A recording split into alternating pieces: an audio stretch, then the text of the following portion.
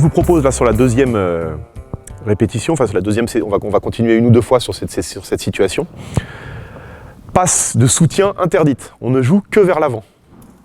D'accord? Donc là, vous allez être confronté à je reçois, je protège, je m'oriente et je prospecte. Je cherche les solutions de passe. D'accord? Si on marque depuis la zone arrière, donc en gros, il faudra qu'on va bouger un tout petit peu les plots pour qu'ils soient sur la ligne panier-panier du grand terrain, ça sera notre ligne médiane. Donc si on marque en deçà, sur une passe longue en deçà de la ligne médiane, que ça touche directement le joueur capitaine et que c'est bloqué à deux mains, capté à deux mains, 5 points. D'accord? Si on marque en moins de 3 passes, 3 points, et toutes les autres occurrences de la marque, 1 point. Donc 5, 3, 1. Alors c'est là où on peut faire un score parlant. Hein, si ça vous aide, ça peut être 100, 10, 1. Donc je répète, en deçà de la ligne médiane, passe déclenchée en deçà de la ligne médiane, qui arrive, passe direct, donc directement, et capté, sans cafouillage par le capitaine, 5 points. Toute action en moins de 3 passes, ou 3 passes ou moins, 3 points, et 1 point, si on touche le capitaine en plus de 3 passes. On cumule pas. Bonne question. Là, compte tenu des rapports de force qu'on voit là, c'est peut-être intéressant de passer peut-être même sur du 4 contre 4, si vous voulez. Ça permet d'avoir plus de joueurs en activité. Ce qu'on peut faire aussi, qui est intéressant, alors avec les gamins, il ne faut pas le faire tout de suite, c'est mettre un attaquant, vous mettez plus des capitaines, vous mettez un attaquant, un défenseur comme capitaine. Donc par exemple, si orange et jaune s'affrontent, un orange, un jaune. Et donc, je peux défendre sur le capitaine. Donc cette dernière passe, elle donne lieu à un démarquage du joueur capitaine. Vous voyez ce que je veux dire? Donc je suis avec les verts, voilà, il est démarqué, je donne, boum, on a marqué. Il peut couper cette passe et l'intercepter. Le orange. Vous voyez? Alors quand vous faites ça, vous pouvez aussi changer l'orientation du jeu. C'est-à-dire que si le orange intercepte, les oranges réattaquent tout de suite. Donc on réessaye avec le système de score que je vous ai donné. Perte de balle s'il y a un jeu en soutien. Allez, on démarre.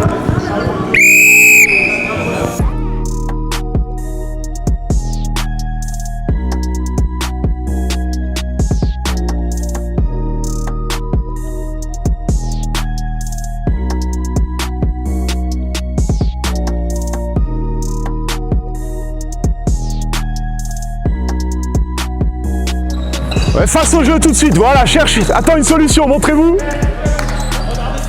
Vers l'avant, bien joué. Ça cherche, oriente-toi, hop là, ballon perdu. Elle n'est pas captée, balle bleue. Il l'a mis dans les chevilles. 5 secondes, 4, 3, 2, 1. Allez, on fait une dernière séquence là-dessus. Bien joué, très bien, passe baseball. Bien joué. 3. Ouais, face au jeu. Hop là, elle est perdue, elle a dribblé, ballon perdu. Oui, 5 secondes.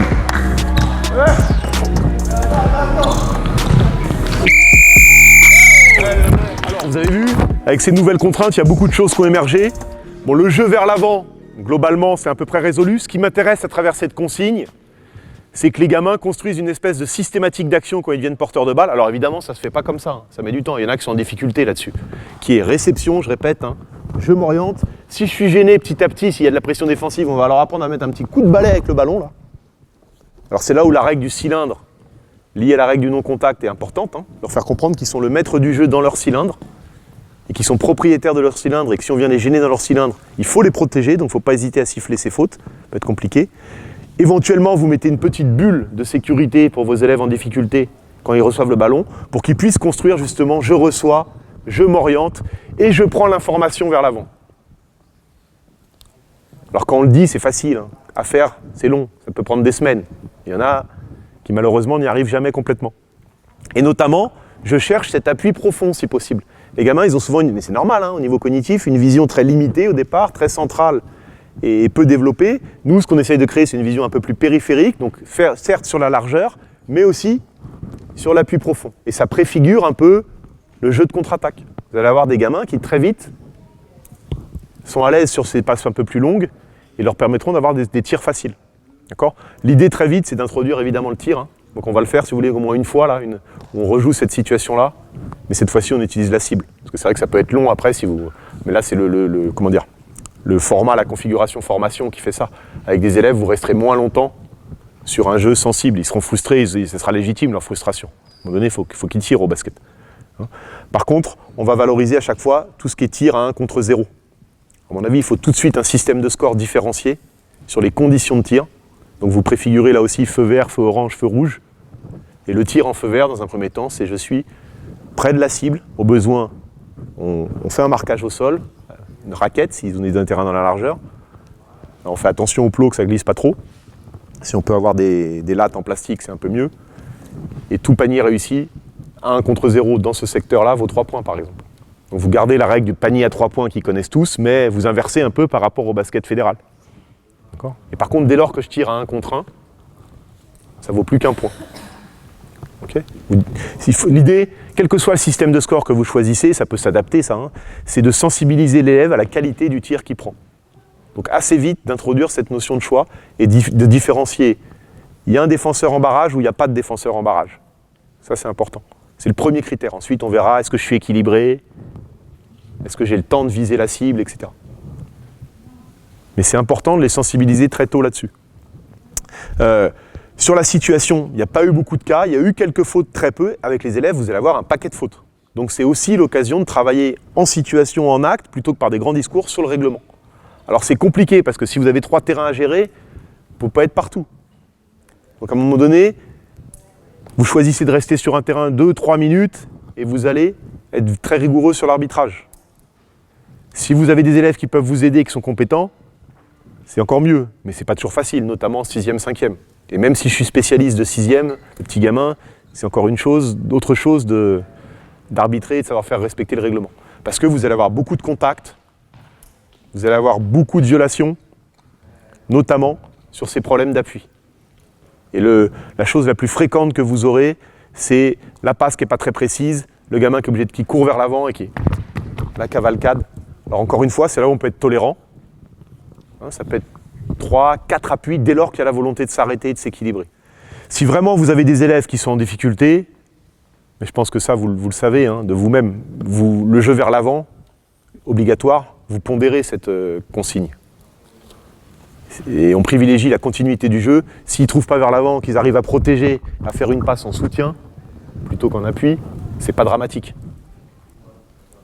D'accord ? Nos élèves, entre guillemets, non sportifs, en difficulté, il ne faut pas les dégoûter en disant balle perdue, balle perdue, balle perdue. Pas en début de séquence, tu vois, sauf si j'ai des spécialistes et que, voilà, assez vite, ils donnent un coup de main, tu vois, là-dessus. Mais après, ça va être déjà qu'ils maîtrisent un peu le règlement, les bases du règlement, tu vois. Et donc ça, c'est en tant que joueur qu'ils vont l'apprendre. Et ensuite, au fur et à mesure, on en a parlé un peu jeudi soir, tu vas faire des trios d'arbitres, des duos d'arbitres, en répartissant les tâches. Un qui s'occupe des violations, un qui s'occupe du non-contact. Et toi, en étant toujours, dès lors que vous désignez des arbitres, évidemment, être très attentif à leur sérénité. Qu'ils ne se fassent pas pourrir ou qu'ils ne pourrissent pas les autres aussi. Vous avez ce phénomène avec les gamins parfois. Dès lors qu'ils sont spécialistes de l'APSA et que vous les avez désignés arbitres, alors là,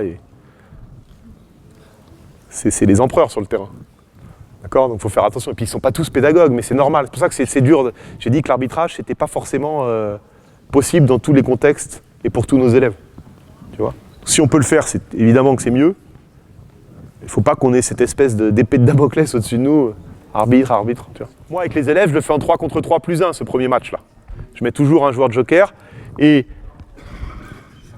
on peut dribbler uniquement. Ça va, mais j'attends qu'il joue pour l'introduire s'il n'y a personne entre moi et la cible.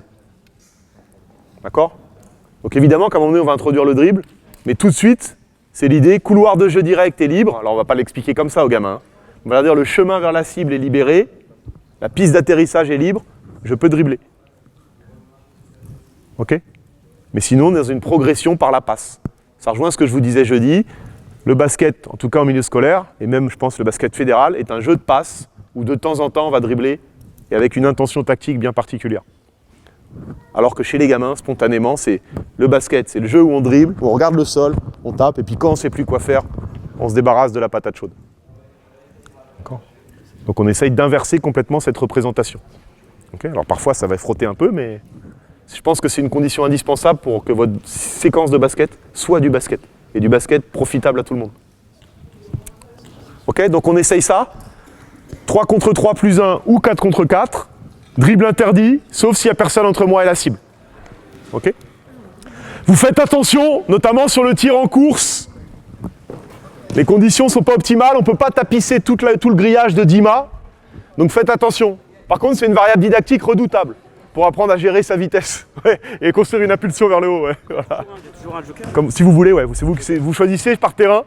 Donc soit 3 contre 3 joker, soit 4 contre 4.